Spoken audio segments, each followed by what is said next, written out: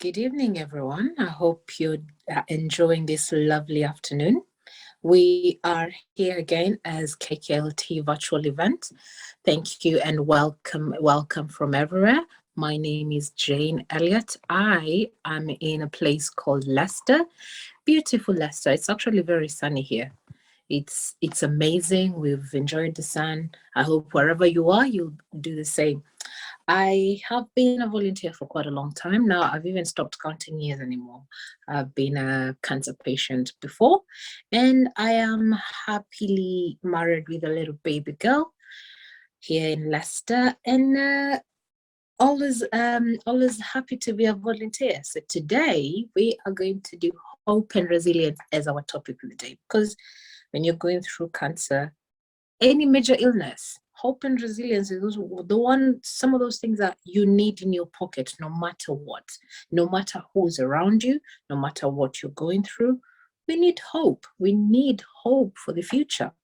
And so who are we? KKLT is a beautiful organization that supports people with leukemia and other major cancers. What do we stand for? It stands for Kevin Carrara Leukemia Trust. It was formed many years ago now. Trust you me, we even stopped counting now. It's been a long time, and we've supported so many people in different situations, and we love it. We love being there for people. We love knowing that someone somewhere has benefited from the work that we do. So that said, we have been doing different things in the past few months. We have a new project which we've run last year and this year, where we go into people's houses, we visit those people that are going through cancer, we sit with them, enjoy a cup of tea, have a conversation with them, and we leave something small for them. For us, it's something small because every little helps, as Tasco says. And we visit them often, just knowing how they are. We keep contact, we give them a call now and then, we follow up. So it's something that we've been doing, and we've found that it is helping so many people. So today, I'm going to it's going to be very brief.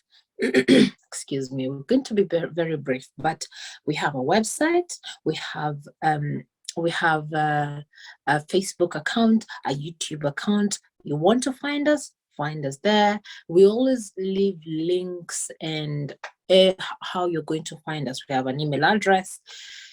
And today, the other thing I want to mention is that this charity runs on charity money. Literally, we don't just get somewhere a pot somewhere and say, oh, this is where we'll be getting all the money. No, we actually depend on donations. So whatever you have, even if it's just £10 a month, it's a lot. It goes a long way. It supports someone else. It supports something in the organization. And we appreciate each and every volunteer, each and every donor, because we have a list of people that actually donate every month, and we appreciate it. We see you and we love your commitment. Without further ado, I am going to invite Veronica to continue with this conversation, as today I'm not saying too much before I am prompted to. So Veronica, do join me and say a few words. Thank you, Jane. Thank you so much for that. My name is Veronica, founder of KKLT, or Kevin Carrara Leukemia Trust. Welcome everyone who is watching us. So the last few weeks, we've been talking about emotional well-being, and especially for people undergoing cancer treatment, as well as their friends. So, because we realize that being diagnosed with a serious illness like cancer, it brings about a lot of difficulties, and one of them is the emotional turmoil. So, and sometimes this is really not taken care of properly. The psychological issues, the things that people go through, and especially when they are first diagnosed with cancer. So, so we thought that after, obviously, our job, as you know, is to encourage people to register to become potential stem cell donors and save lives, to educate people about leukemia and blood cancers, and also to make sure and also encourage Black people to donate blood. But even within that scope of our work, we thought that when the people we encounter, we realize that this the emotional support is also very much needed, because really and truly undergoing cancer diagnosis and treatment, both for the patient and for the family, is really a very difficult ordeal. And we thought that is one of the things that we can be able to support these families when they are undergoing through this process. So today we are going to talk about hope and resilience, and how do you build hope and resilience.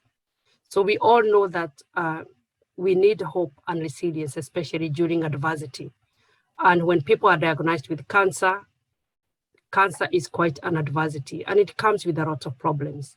In our previous sessions, we've been talking about pain management, the shock of getting the diagnosis, how to navigate that process, how to manage pain, what things to look for, how to cope, and some coping mechanism.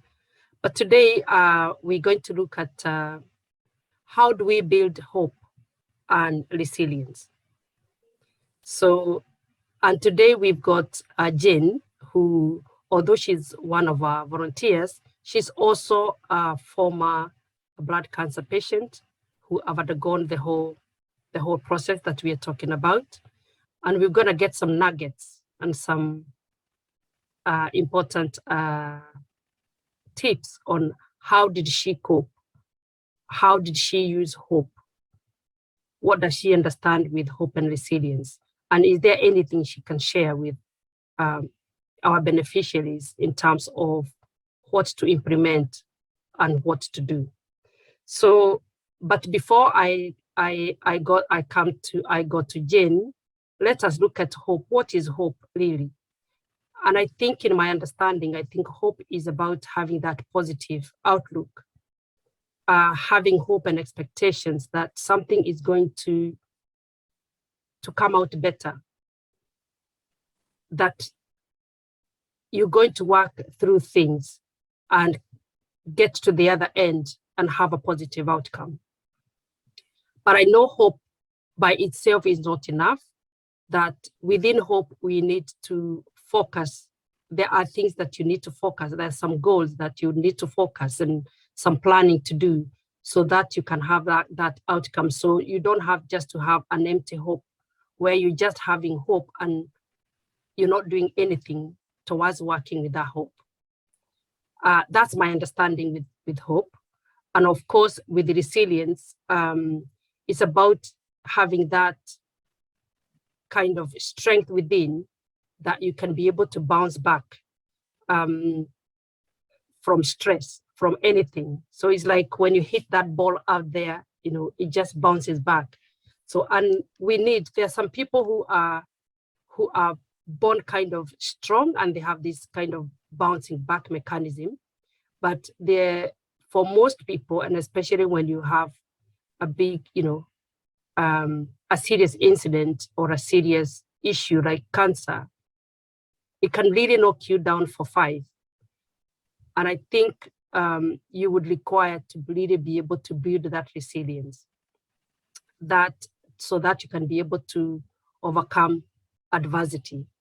So, and it is good to hear from people who have undergone such kind of process, and you can actually get some tips on how they did it. And I think that would be very helpful. So, and in this case, I think what we're looking at is, we know that there is a connection between the body and the mind. So, and in my talks, usually I say there is no health without mental health. Mm-hmm. Meaning, if we are not able to manage what we are thinking, how we are feeling, then we will not be able also to manage our physical health, and it also causes us to have physical health. Vice versa, when we have a physical health problem, it can also impact on our mental health and how we are able to cope with it. So these two things are very much interrelated, and it is very, very important that we are aware that we look at both of them. So as much as we want to look at our physical health, it is also very important to look at our mental health, because if our mental health, or the way we manage emotionally and mentally, is the ones that that strength is the one that's going to give us the energy and the strength to be able to manage our physical health. Because if you cannot function, if you have mental health whereby you are unable to function, then everything is lost. So it's very, very important to be able to manage our well-being, our mental well-being, because in return, it's going to make us manage what we are going through. So I think that's the key topic today. How do we build that? How does it affect us? Because remember, when you have cancer, I think research shows that everybody who undergoes cancer, they have a very high risk of getting depression. And what causes depression? The depression then is caused by the way we are thinking, and it creates those negative emotions. And then we feel low, we feel unmotivated, we cannot be able to do anything. And of course, when we are unable to do anything and motivated to look after ourselves, then of course that will affect our cancer situation, whereby we are unable to look at our physical well-being. So I think hopefully that kind of explains why this is very, very important, and why we need to talk about these things, and why, as a cancer patient or family or a family member of it, it's good to know these things so that you can be able to support your loved one in the right way. So without further ado, let me go back to Jane and really ask, Jane, tell us about your experience with blood cancer, and how was it for you? And in terms of your emotional well-being or mental well-being, how did it affect you? Thank you very much, Veronica. So yes, I this year makes it 10 years since I got diagnosed. The first time, well, not the first time, the beginning of this whole journey was really difficult, because no one in our family had ever experienced something like this. The funny thing is, a month before I got ill, I had been very much inspired by this little girl in Kenya who had leukemia. But it's funny, when I got leukemia, it didn't click what it was. I didn't even know what it was. So on the day that I was told that I had leukemia, I was confused. I just thought, oh, this is just one of those blood diseases, because I was bleeding. I had clots on my body. So I thought, okay. In fact, my GP told me I had thrombosis, because that was the first in onset diagnosis that she could think of as the tests were being done. So she was treating me for thrombosis, and I continued. By the time we got to hospital, and I realized, okay, whatever I have, this thing called leukemia is very serious. I don't understand it, but because I was hooked on blood, I was hooked on platelets, and then it was a cycle: water, blood, platelets, water, blood. So really, I thought it was very much emergency style. And that was shock to the system already, because I don't know, I'm trying to understand, and I'm just acting like nothing is wrong, until the following day, when one of the consultants came and said, Jane, do you understand what's going on? I said, yeah, I have leukemia. And he said, yes, you do have leukemia. I want you to understand it a bit better. It's blood cancer.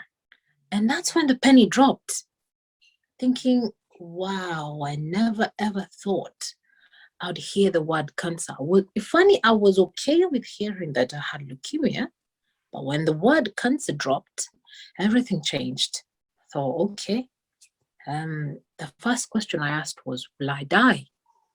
And they said, no, we've caught it at the right time. We'll try our best to make sure you'll be okay. So yes, that was the beginning of everything. So of course I had to go on chemotherapy. I had to do so many treatments. I had all the side effects you can imagine in this world. Most of the departments of the Leicester Royal I have visited, and I think it's the worst thing to do because your body reacts so differently. We all react so differently. The first month of my diagnosis, I couldn't believe it because I was okay in terms of I was getting better from all this medication I was being given. I was getting better. But when it clocked day 21, I went downhill. That's when I started losing my hair, I started losing weight. But this period, the first 3 weeks, I would wake up every morning, I would go have a shower. I was in hospital, have a shower, I would put makeup on, brush my hair. It was I acted like nothing is wrong with me. And luckily, the people that were around me, they were suffering inside in another way. No one was ever showing me that they're actually suffering. Me, I'm here. I'm a very happy-go-lucky person. Most of the time, I find positivity in everything. I'm one of those who will twist things to make things positive.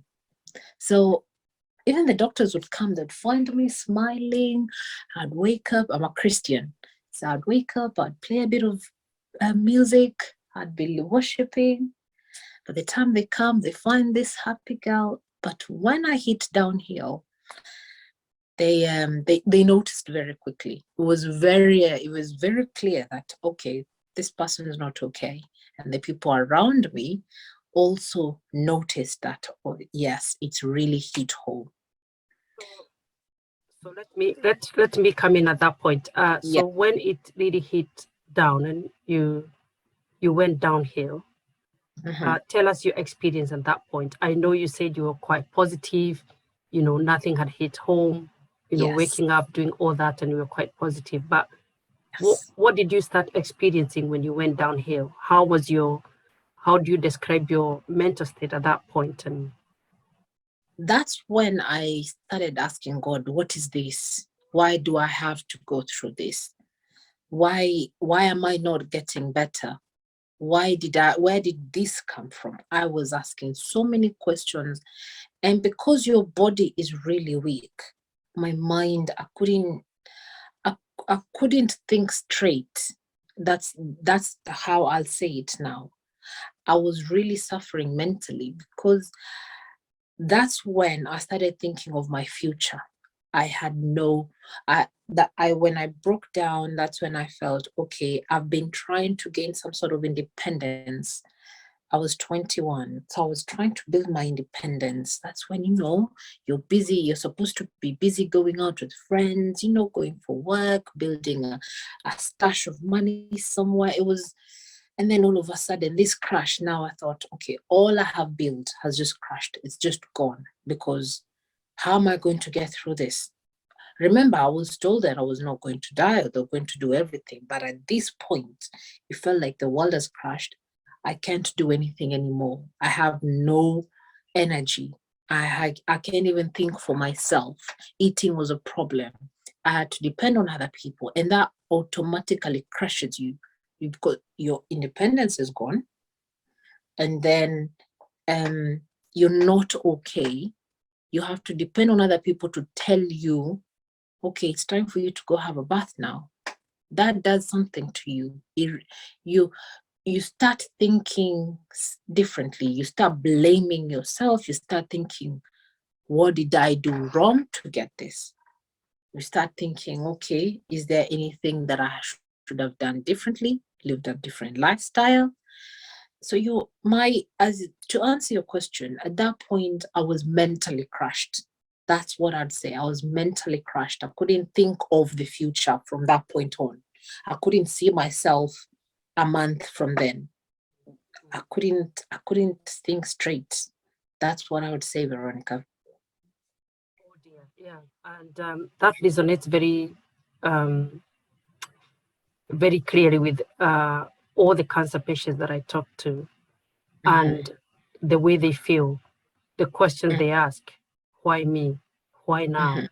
Um, what do I do?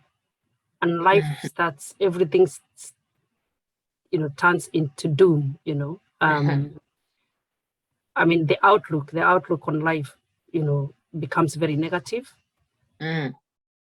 And so and that's why we're saying that it's very good at this point to be aware when stuff like that happens, so that people can start maybe consciously building up hope. So within that context, when you're feeling like that, when did you start? Tell us what happened, and at what point did you start kind of building up your hope? Okay. First of all, I'll say when you're not feeling okay, I think that's when, because I've noticed as well, as you say, I've noticed when the patient is not feeling okay, that's when all these thoughts come in, all these negative thoughts come in. But remember what I said, the first 3 weeks, because I had not seen much changes in my body and I was still strong. Remember, I could wake up, I could eat, I could do this. But when I started going downhill, that's when all this negativity comes in. And that's when you start thinking less and less positive and less about your future. And I've noticed more recently with the people that we talk to and the people that we support, they say the same thing. There's a pattern when they're really downhill. That's when, because you don't have control over your body at that point, so you don't know. Right now, as we're talking now, you can tell me, oh, I'm going to go sleep at a particular time. Tomorrow I have ABCD on my diary. But when you're ill, when you're that crushed and you're that time, you have no strength, your world is going round. You don't know when Tuesday is, when Monday is, what happened on Sunday, or someone came to visit you. But to answer your question, it took a long time because I did suffer for quite a long time. I mean, I almost spent Christmas in hospital because I was in for approximately 3 months. And these 3 months, it was turmoil. It was one thing after the other, one thing after the other. You sort of get a glimpse of hope when you start feeling okay. When I started walking, because I was bedridden for a while, when I started walking, you start thinking, okay, I can do this. I can do this. I'm okay. And when people around you are giving you, cheering you up, they come to see you. They, you today you eat well, tomorrow you don't. Then you. So when I'd say, to answer your question, I'd say I did get a glimpse of hope here and there, but it felt as if it was going forward and backwards, forward and backwards, because I say today you do something really good. You've achieved something. Eating, it was an achievement. Walking from one end of the room to the other, that was an achievement. So those little things. And I learned that, oh, okay, I'm not okay now, but yesterday I walked. So maybe tomorrow I will walk. And I started looking forward to the next day, because what I understood when I started understanding what's going on in my body and how it's affecting me, that made a very big difference, because I understood, okay, so today I can have zero energy, but tomorrow maybe I can have a bit of energy. I can stand up, I can make a call to someone, I can go to the window and look outside. Those little things made a very big difference. So I'd say that's where the beginning of my hope, having hope, began. Veronica? I hear you. I hear you. So, so what you're saying is that although you'd have a bad day, then you'd have hope that tomorrow will be a good day. Yes. Yeah. Yes. So, and I think that is also very, very important. And I think that's where we really tell people to really take a day as it comes, each Yes. day as it comes. You deal with things as they come. So if you have a bad day, then you say, yeah, today is a bad day, and you accept it's a bad day, but also have hope that tomorrow will be a different but a better day. And I think that day-to-day hope can keep you going until you get to the to the other side. Oh, that sounds very Yes, yeah. Monica, I must admit that, as you say, every day, living a day at a time made a very big difference. As I said, I was very much en route to independence at that young age. And then all of a sudden, things have changed. Your trajectory has changed. And just having that, oh, okay, let me live today as it is. If I am not able to eat now, oh, maybe I might have a spoon later. Or maybe when so and so comes, I know they bring me pineapples on so and so day, and you have something to look forward to. When someone would call and say, "Oh, I'm coming to see you on Friday," that was something I'd be thinking. I need to be strong because Veronica is coming on Friday, and that as well played a very big role. Because we're sort of well known here in Leicester. So when people would come from far and wide and say, "Oh, we're coming to visit," it built a lot of. I'd say that's where my resilience came in, because I'd think, okay, I can take another step, or I can do one more thing. I can do one more, because I don't want people to come and cry with me. I want people to come and we laugh. Because people would come and they're thinking, who is sick? I would be smiling with them. I would have a conversation. Or I'd be thinking, oh, tell me what's in the news out there, because I'm in here. I don't know what's going on. Oh, let's talk about the weather. Then let's talk about this. So that interaction with other people and looking forward to doing something was really, really helpful. Yeah. Thank you, Veronica. Yeah. So thank you so much, Jess. So would you also say that the social support, the support you got from people also kind of, as you said, that it was also gave you a sense of resilience? It did. There were certain people that would come very frequent, very frequent. Even some of them would just come sit next to me and they'll say, if you want to sleep, you sleep. There were those people that were very close knit to us that I knew they were on their free time. I knew they would come. Just so looking forward to people like that and appreciating people like that made a very big difference. Just having them in my life made a very, very big difference. They made life a bit simple, a bit easier for me, because I knew, oh, so and so is going to come, and that person, we usually talk about Netflix with them. Okay, this other person, okay, we usually talk about, I don't know, Kenya. And or someone would come and tell me, because at that time I was still at uni, and there's some people would come. It's funny because I was going through cancer, but I was very interested in what people are doing in their dissertations. So that sort of distraction made it work for me. Those people around, as you say, the social interaction with others made a lot of difference, a lot. So yes, it really did.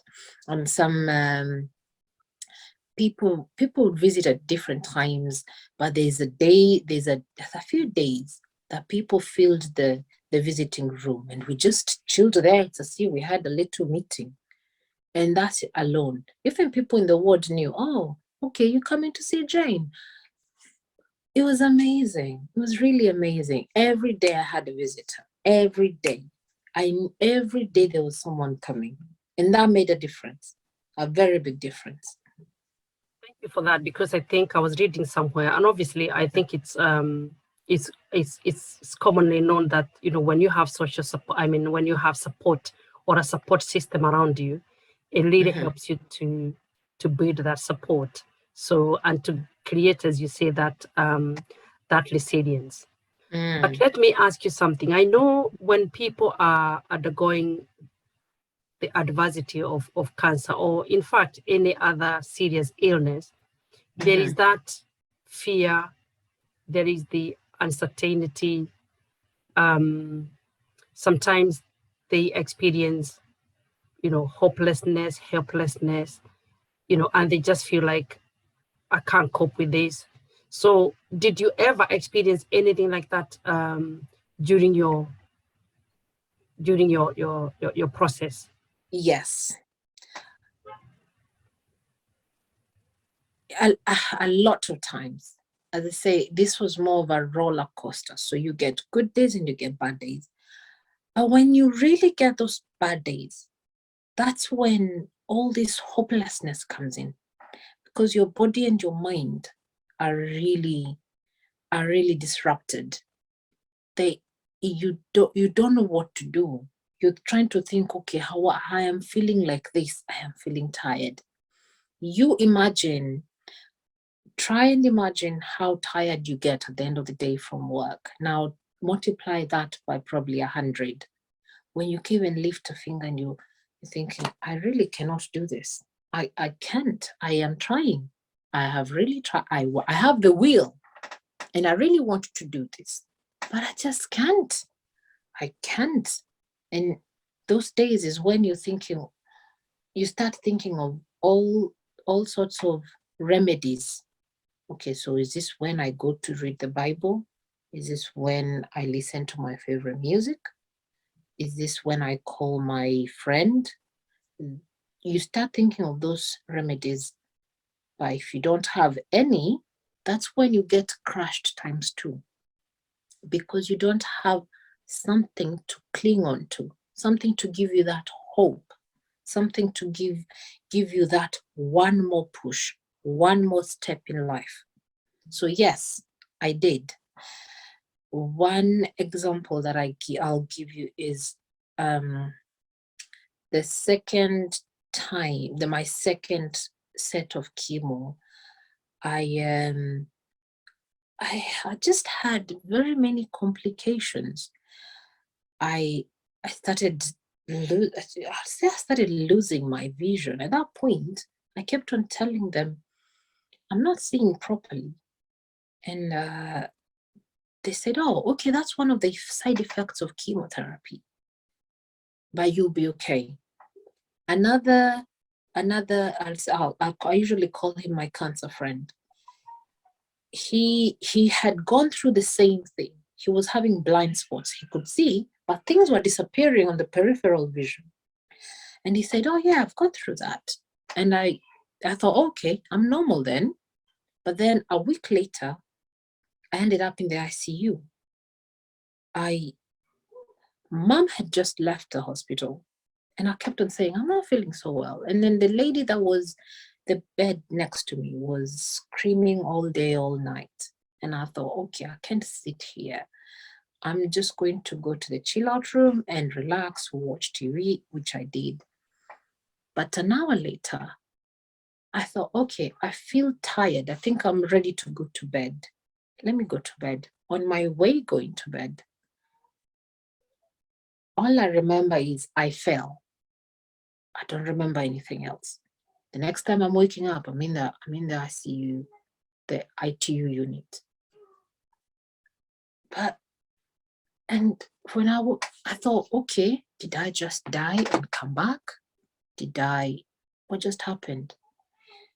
So when there was that sort of shockness that, oh, there's this major thing that has happened, but I'm still alive, that made a difference as well. Because I thought, okay, if I survived that, does that mean I can survive? I can still go on with this. So, of course, later on, I ended up losing my sight. It wasn't really intentional. We don't know really what's the cause of it, but from that time when I fell, things just went down from there. Sorry, I forgot your question. I just thought I had asked about the how, about the uncertainty, the hopelessness and helplessness, whether yeah. So when this made, as I said, for me, it was more push and pull sort of experience. So I would experience a major shift to my treatment, and then I'll come back and it will be like, oh, okay, we're getting better. So I think I did experience a lot of hopelessness in those circumstances. You build up this momentum. You're thinking, okay, we're getting better, and then boom, you get crushed with something major. And it was the main thing, how I handled it through all these times, was that that's building that momentum back up again. When something nice would happen for me, when something nice happens, it gives me motivation to do something. So when I get better, or when I see, okay, a week ago I wasn't okay like I am now, then it would give me that sort of energy to do a bit more. If I walked yesterday for 5 minutes, today I would say, oh, I did 5 yesterday, so maybe today I can do about 7 minutes. And I would do that, and I would start building strength. I'd build strength. When I crash, I'd think, I did it last week, so I can do it this week again. Yes, I think, let me stop there. So I think what you're describing is, I think you're describing whereby you really had hope, a lot of hope. Yes. But also when it comes to the resilience, I feel like you also had this resilience, because I think with resilience is being able to bounce back and adapt. Yes. So like when you talked about when you had that accident and then you wake up without your eyesight, I'm just wondering how that made you feel and how it affected your mental state. But from what you're saying is that because you had this idea of next week it will be good, how I would really, probably people would like to hear, when you really found that you couldn't see, how did it make you feel in terms of your mental state, or in terms of, because I know sight is something very, very sensitive and important. Yeah, thanks for that. So when I actually lost my sight, and the doctors came in and they said, we can't do anything. We just, this is, we don't know what happened. We can't do anything. And that was, I'd say now, that was worse than being told I had blood cancer. Because on the day they told me I had blood cancer, the same day they told me I was not going to die. But this day, they've just told me I can't see, and they've told me they can't do anything about it. So all those feelings from when I was told I had cancer came back times 2. Because now I'm thinking, I can't do anything. Everything I've been building, all that hope that I've been hanging on, is gone. I developed anxiety, which led to depression. I started, it was really a trying time. I started hallucinating. I couldn't see. I was not hopeful at all. I couldn't see a way out because I can't see anyway. So I just thought, okay, this is the end of me. Cancer might as well have killed me. Why am I alive? What am I doing? I don't know what I will ever be able to do, because I can't see. This is a new experience. I don't want to do anything. It was really difficult. And that point was not one of those weeks that I would say, I did it last week, so I'm going to do it next week.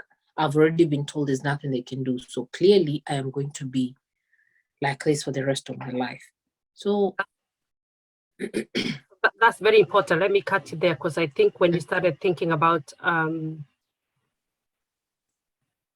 having those thoughts about, not having hope during that time, and all your thoughts coming about when you got cancer, all the thoughts about why me, why this, because I think those are the kind of thoughts that really, really bring people resilient down, because then they lose, and they also live, because hope and resilience, they're aligned together, they work together.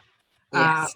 They work together. You can't have resilience when you don't have hope, and you can't just have hope when you don't have resilience.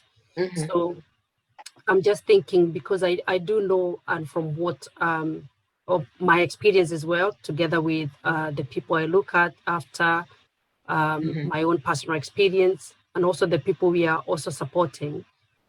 Sometimes those thoughts, I mean, they have been, they tell me that when they have those thoughts and they develop kind of, because it really makes you start developing kind of a victim mentality. You start asking, why me? As I said, why now? Why do I have to get it? And sometimes you are so much into that, it creates that hopelessness and helplessness. And then from that, as I said, then you lack motivation. So you're not bothered in looking after yourself.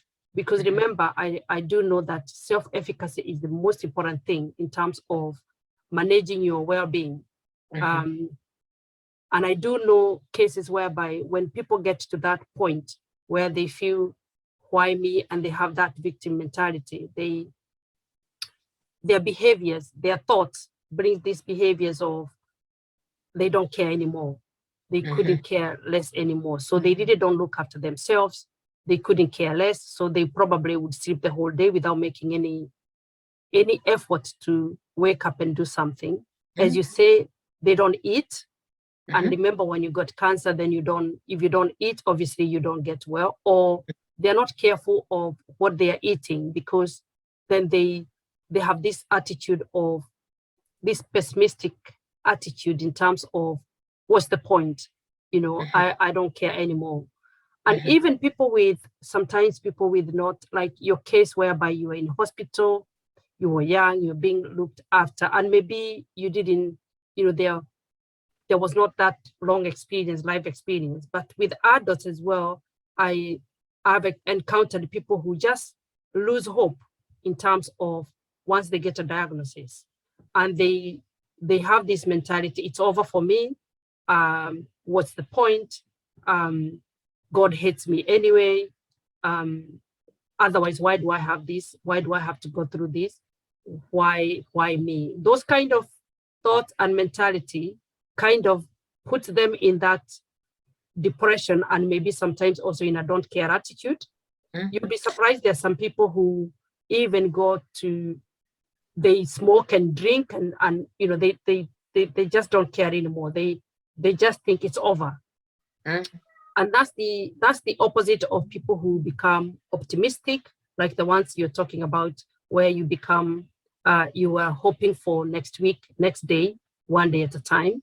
So when we lose that, when people lose that kind of optimism, and they get to that negativity, and they have those kind of negative thoughts all the time. And believe me, you can't blame them, but it's good to get them aware that they need to shift that, because sometimes with this kind of diagnosis, you can't help thinking, because the diagnosis come with kind of is this a terminal illness? Am I going to die? What's going to happen to me? So all these thoughts can really create a scenario whereby you feel hopeless and helpless, and you don't care anymore. But with optimism and with hope and resilience, you kind of adapt on a daily to daily basis. Everything is changing, because hope does not mean that you are not taking care of the reality, because the reality is you are unwell. Yes, you have a diagnosis, and it needs to be looked after. And I think sometimes people lose that kind of aspect. They they focus on the negatives. But what we want people to do here is to really kind of focus on themselves. And I think when you say that when you're so unwell at that point, yes, it's good to have that tunnel vision of, this is about me right now. Forget about what I cannot do, but what can I do in this situation, in this position, in however, how I'm feeling and where I am right now. What is it that I'm able to do without worrying about things out there? And I think that is the efficacy that is required when, that self-efficacy whereby you just focused on the bad days, you just focus on yourself. If you need to sleep, just sleep. If you need to relax, just relax. If you're unable to eat, then you just manage. Can I manage 1 spoon? Can I manage 2 spoons? Can I manage a sip of water without worrying about the global, or outside thing? And that is what we are teaching people and encouraging people when we go to see them, in terms of when you have a bad day, is that self-awareness, that self-knowledge, that today is a bad day. What am I able to do today? Don't attempt things you cannot be able to do. When you're able to do, how much can I be able to do? And then you are satisfied with what you are able to do without really bringing in all those things you're not able to control. And in terms of, and that is where this process, because with cancer, what I've found is that things are changing all the time. Because like when you say that when you had chemo and then the next morning you find, oops, I don't have any hair. So how do you cope with those moments? And how are you able to adapt that yesterday I looked this way and today I look different? And I think it's the thoughts you bring to the whole scenario. So can you probably tell us during that experience, at what time did you bring that kind of, that, how did you adapt? How did you manage those bad moments? What helped you? And even if you also got help outside, did you get help from other people? Well, how did you work it out? Okay, thank you. The number one thing I'd say that helped me was my attitude. As I said earlier, I'm a very happy-go-lucky person. If you're talking negative about something, I will find a way to twist it to a positive way. So for me, having the thought of anything is possible. This is not the end of the world. Fine, I'm being crushed so many times, but looks like this is a battle that I'm going through. That's just attitude by itself. Attitude. The way you see yourself on that day, the way you see life makes a lot of difference. So for me, I used to listen to a lot of music, a lot. I would watch funny videos. That's when Churchill Show was the height of Kenyan comedy. So I would wait to watch the next episode every week. Every week I would just sit there. Me and my mom would be laughing in the ward, and people would be thinking, who is the sick one? But of course, my mom would go home. I'm left there, and I'm thinking, if I can't sleep, because I ended up having insomnia, if I can't sleep, I start thinking all these things going on. But then when someone comes, so for me, attitude, listening to music, watching comedy, and then looking forward to visitation from people. I'd always look forward to mom coming in the morning, just seeing a familiar face was amazing. Then my friends, there were particular friends that I knew that would come when they come from work or school. They would come, would just be laughing. They'll be telling me what's going on, and we started. I mean, all those little things made a very huge difference to me. So that was some of the things that I had coping mechanisms.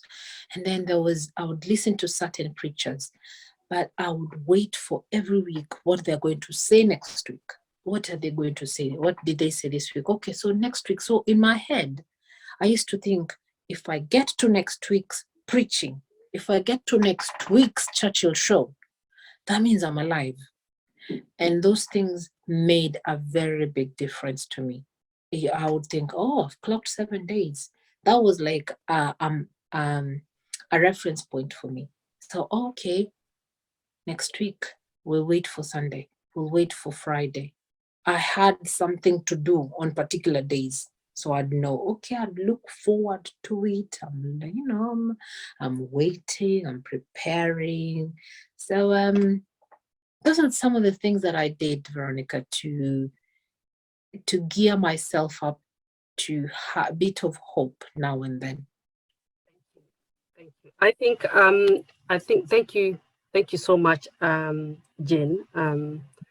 And that is what also we are encouraging the people we looking after. So if you have someone who is struggling with cancer, is really to encourage them to take one day at a time.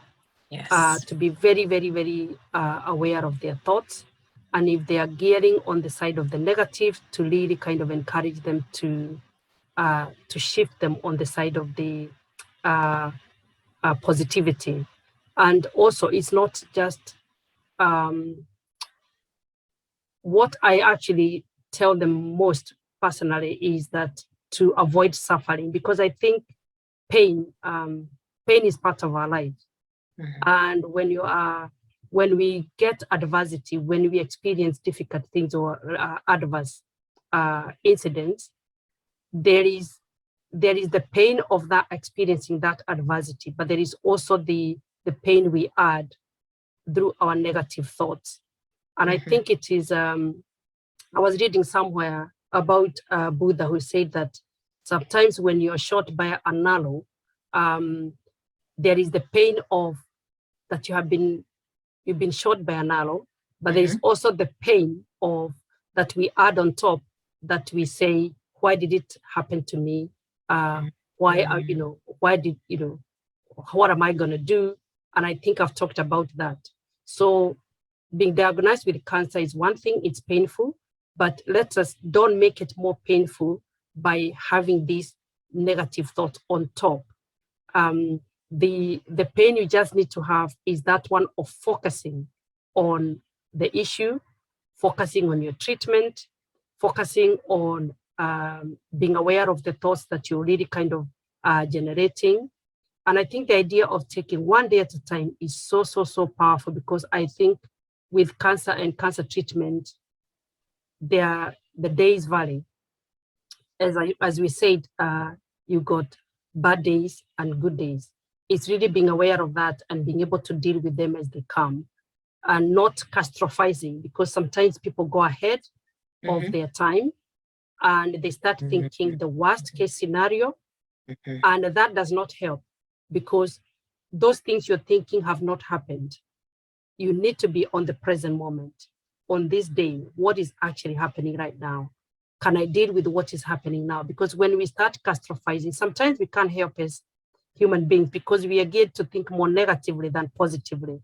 But we can consciously practice to be able to be aware when our minds go ahead of our time and we start catastrophizing and seeing the worst case scenario, having all the negative outcomes, but actually bringing yourself back every day on today. I'm just going to deal with today only and what is happening today to the best of my ability.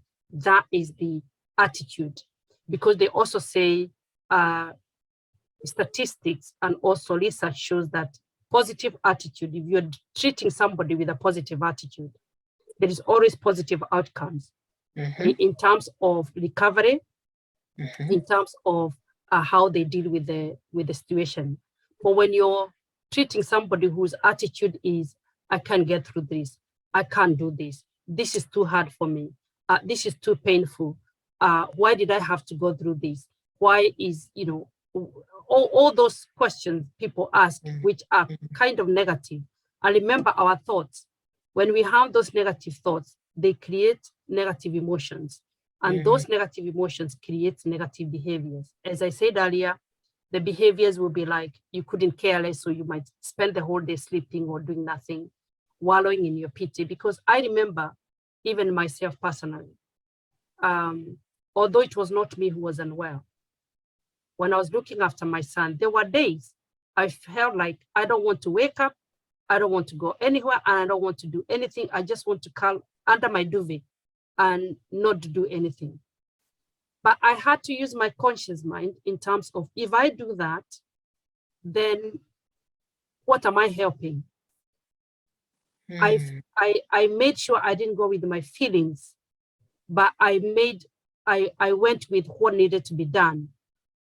And by doing that constantly and beating that kind of depressive kind of a mood, because that was a depressive mood, where you wake up in the morning and the last thing you want to do is to do anything. And the reality of the whole thing hits you so hard. And your mind is like, I want things to be normal. And that's what happens with also cancer patients. You want things to be normal. You want things to be back to normal. You want your health back. You want to go back to work. So many things. You want to look after your family. You want all these things. And your family, vice versa, they also go through the same process. So the idea is, the reality is what it is right now. And how can we deal with it? How can we go about dealing with what is happening to us as a family, or as yourself as a person?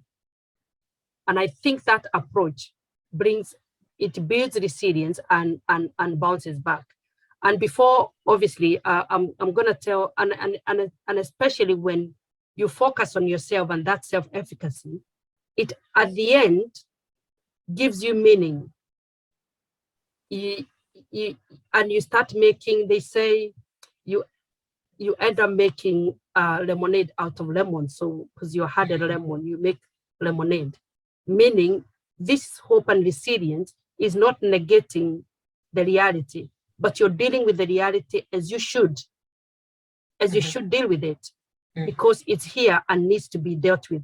Otherwise, when we bury our heads in the sand, when we deny, and when we want things to be better, when we wish things to be different, all we're doing is adding all this suffering, but we are actually not dealing with the problem. And I remember one story when my son was unwell. There is this lady who gave me a book to take to my son, and there was a story about this doctor who, they were doing a research, and through that research they were researching on tumors. And because they didn't have any cohort, they decided to do the research using themselves. I think there were 6 doctors. And one of the days, I think they were testing the MRI scan. I think they were doing some research on that. And he was told to go through the MRI scan as he volunteered to do that. But when he did that, when he came out of the other side, all his friends went quiet. And he wondered why they just all went quiet. And then one of the doctors told him, can you go back through the MRI again? And then he went through the MRI again. And when he came out, then they were also quiet. And actually they told him, we are afraid to tell you, I think we have noticed a tumor. And that shocked him to the bones. And he said, one of the things he said when I read his story was, he could not believe that he was always on the other side of the table, but now he was going to be on the other side of the table, whereby he'll be a patient. But for him, it became a journey where he started looking for meaning. And although he went through the chemo and everything, during the time whereby I think he had a remission, he made a point of traveling, I think, to India. I think he had heard about this guru who actually heals things, because sometimes when you have this kind of terminal illness, you ask more questions and deeper questions of life. You want to find meaning in life. And I think through his journey, he went and met this woman who was I can't remember what he called her. And although he was on remission, this woman, he spent some time with this woman who was renowned for her psychic abilities. And they told him that she touched him on the head and said, I can see you have undergone through something and it's not actually gone. So you're gonna experience the same thing. Again, that again shocked him, but this time not as the first time. He went back to America. He went through another treatment because the tumor came back. But through that process, he he he he tried the self-efficacy in terms of how can I make myself better. So, and I think this is where when you have cancer, it's good to look after yourself and think, what can I do to deal with this illness, because you can overcome it. And I think what he focused on was the diet. What did he need to eat? Because sometimes you don't have to go, we are all different, we are all individuals. You don't have to go with, you know. So he tried to look for special diet. And the book, actually, the one my friend gave me to take to my son, was about the kind of food you should avoid, the kind of food you should eat that helps with relaxing the body, giving nutrients and all that. So he did a lot of study in terms of his cancer, because this is, remember, all cancers are different. And he came up with this book, which has really, really helped a lot of people in terms of managing their cancer. So how I saw within his story, I saw resilience. I saw hope. Despite all what was happening, he was able to, to get through and overcome. And actually, when he was writing that book, he was actually cancer-free. He has changed completely. His diet was changed completely, and he was not on any medication. And again, also there is this gentleman who I think I'll be calling him to come and talk to us. He's called Mark. He went and he had leukemia, actually the same my son had, acute myeloid leukemia. In fact, he had 2 transplants from his 2 brothers, and those 2 transplants didn't work. I mean, I was thinking when he was giving me that story, how could he have felt undergoing the first transplant is a complete match, but it didn't work. He had, what do you call it, a relapse. Then he had a second transplant. And it is during this transplant, when he also learned that it was not going to work, that he decided, he made a declaration in his mind that he was going to find out how he was going to heal. And his story is amazing. And he tells you how he even grows, he grows plants in his garden, in his house, on pot plants, whereby he only eats the, I don't know how to call them. He only eats the shoot of the vegetables that he grows. And he's well, he's very well and thriving. Yeah. So what am I saying is that when you have hope, that positive attitude, self-efficacy, that resilience and bouncing back, you kind of come up with a solution. You become even your own healer, and you actually end up to give a wonderful story. So I think being aware of those thoughts is very, very is very, very important. Before we finish, I think what I'll say, and we probably ask some questions, I'm gonna finish with one quote that says that tough times do not last, but tough people do. So going back to you, Jane, because I would say you're a tough, you went through a tough time, but you lasted the tough time. So it didn't last, but you lasted. So you want to tell us about where you are now very shortly, because we don't have time. And where you are in your journey. So, wow, that was the stories that you just gave now are very, I'm interested. I want to read those books. It's quite interesting. I am in remission. I was in remission by 2013, although I had to have maintenance chemo now and then. I also had to be under surveillance for about 5 years, just in case anything happened. So I those 5 years were also not so good because I had to go in, get a bone marrow done. I had to wait. There was this anxiety building up. Oh my God, is he back? Or one day they would say, oh, we've seen something abnormal in your blood. Would cause anxiety to everyone. So those days are really gone now. I thank God.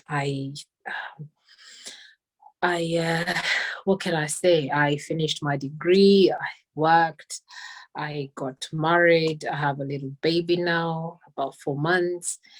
And those things I never thought that would ever happen.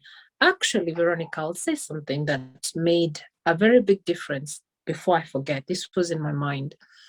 One day, just before I lost my sight, I think it was a week before, a lady came to see me. In fact, I will remind her. She brought me a notebook and she said, you write anything you want to write on it. What she was insinuating was, you journal your journey. And I did. But at the back of the book, every time she would come, she'd say, what would you like to do? What are you looking forward to? And one day she came and she said, today I want us to do something. She said, okay, let's make a list. I didn't know I was making a bucket list. I made a list. She said, and she would prompt me, oh, so would you like to go to another country? I'd write it down. Would you like to, what do you think about your degree? I'd say I'd like to graduate. I'd like to work in so and so place. Within the whole her visit, we didn't talk about what's going on that day. We just spoke about what I would like to do. And now that you say that, it's amazing. I need to give this lady a call and just remind her, because the things that were on that list, I don't even know where the notebook is, but the things that were on that list came to pass. So many things that I wanted to do on that list did happen. And it was such a good thing. Yeah, wow. It just reminded me. Wow, that yes. So far, I am a walking testimony. I'd say, and I love being in this position where I can tell my story, heal someone for that day or that week, or just to make them feel a little bit stronger. Just make them feel that there's hope in the world. There's good things that come, and not everything ends bad. Your attitude is everything. So that's where I am right now. I am living my life a day at a time. I'd say I'm trying my best to change my lifestyle in terms of what I eat, exercise, and things like that, because I know they're very important. They are very, very important. So I am doing a bit of research now and then. There's a few times we've had nutritionists on this panel, and I've followed through some of the advice they've given us. I am taking care of my mental health, because those things. Because when you go through cancer, there's always that fear of, what if it comes back? What if it comes back? Will I be able to do it as I did before? So I'd say I am looking after myself. That's where I am in my journey, Veronica. Well done, well done, well done. Thank you so much, Jen, for that. I know we've got some people in the panel. Is there any questions? Gadoni, is there anything you'd want to add to? Hi, it's really good to sit here and to absorb all that vulnerability. When you're so vulnerable and you share your life and you tell us, it has been my journey. Everybody has their own story. And like Veronica has said, that you go through very, very difficult times, but as a strong person who's quite resilient, you come out the other side. And the fact that even Jane, having a 4-month-old child, is still finding time to come and give us her journey and tell us about her experience, I commend you for that. I can't imagine that moment when you were blind, just losing your sight and not being able to see and dealing with everything else.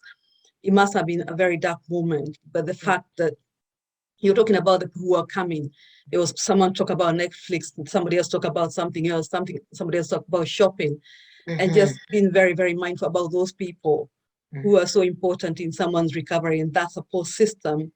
That there are people who are coming because they are Kenyans, maybe they don't know you, but they are coming to visit you, and they don't know the impact they're having in your day, your journey.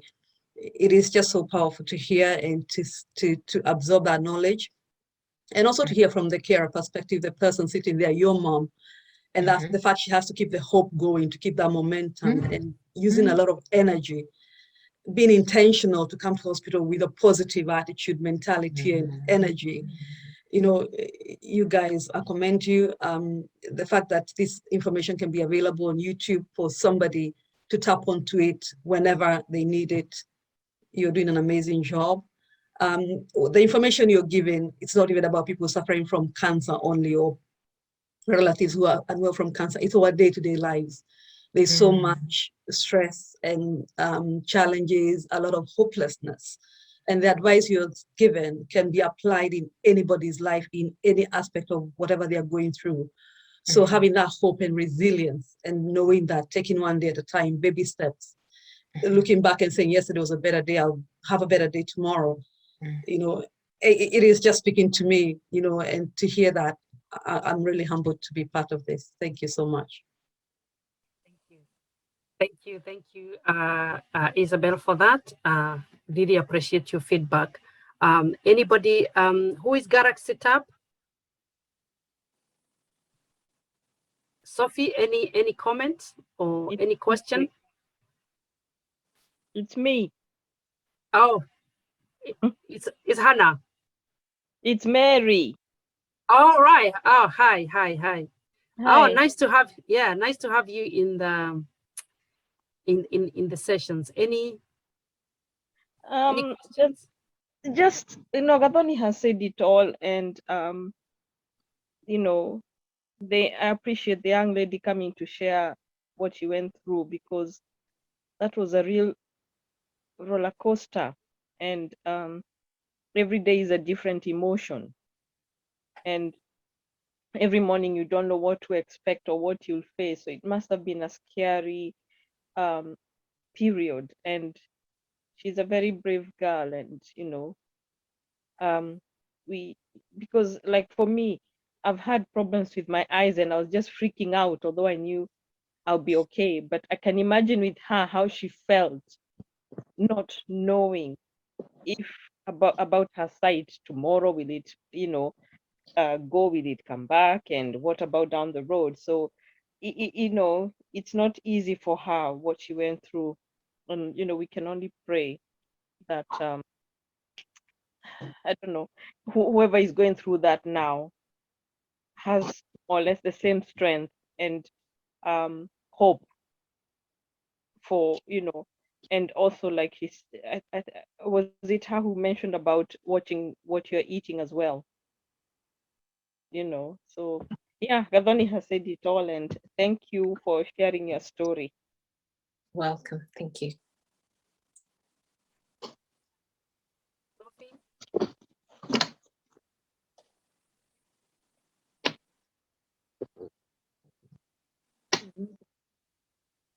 Hello.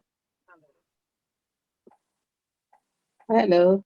Hello. Yeah. Any? Oh, no, I don't know. I thought it was present. Yeah, like the lady who just spoke, I will echo that Kadoni has actually said it all. An absolutely amazing story, Jane. I commend you for even your courage to come and share. Your heart is so giving that you want people to understand what you went through. I've learned so much. I've learned the importance of the social network, the people who came to see you, how everybody played a different part, a different role. I felt your vulnerability, your courage to face everything. When things were really down, you went through emotions. Sometimes there was no hope, but you kept on fighting, build back that hope. And yeah, it's a very, very moving testimony. And I can't say I can relate with it, but I absolutely salute you. My own, which I'd like to add is, because the two ladies have said everything, is this last bit about the bucket list. I think that is really an amazing story. The fact that you were already hopeful inside your heart, and this lady just managed to tease it out of you, and you lived that dream. And that actually really spoke to me to say, you know what? Don't stop writing those visions that you have for your life, because it doesn't take one to be in a sick bed to be able to dream about what they want to do. So I'm sure you're speaking to everybody. It's like this lady just said, okay, fine. If you have something to live for, then you'll fight for it. And she was, for me, the way it came across, it's like she was giving you another rope. Like, okay, this is the bridge to where you want to go. If you have that vision, if those are the thoughts that are playing in your mind, if this is what you're visualizing, then the pain and the suffering might just not be that significant as opposed to your dreams. And you actually went and did them. So congratulations. And thank you. Thank you for that amazing testimony. Okay. Thank you so much, guys, for your comments. Very encouraging. And also, I applaud Jane for sharing her story. Her resilience is just, I don't know how to describe it. And that hope. And also the fact that you were very young and you were able to build that. It's because sometimes young people give up very easily, just as much as adult people sometimes. But it looks like that hope, that and the way you did it, the way you were explaining about taking it every day, and that having those, very encouraging. So thank you so much for that. And so we appreciate that. We appreciate your sharing with your story with us. So thank you also so much for your feedback. Thank you for also turning up in the panel. We really do appreciate. Keep joining us every Thursday at 7 to 8:30, although we have really gone over by 3 minutes. Let us continue to share these experiences, because we do know when somebody out there listens or hears, they feel encouraged and they want to keep on trying, so that people can start, can be able to deal with, as Gadoni said, difficult adversities that are happening to us on a daily basis, apart from just cancer. We need one another. We need that support. We need to think differently, and we need to look after our emotional and mental well-being. So have a very good evening, and thank you so much. And join us next week for another session where we are going to talk about more about personal cancer experiences. Thank you. Thank you. Thank you very much. Thank you. Bye-bye. Have a good evening, everyone. Bye. Bye. Bye. Bye.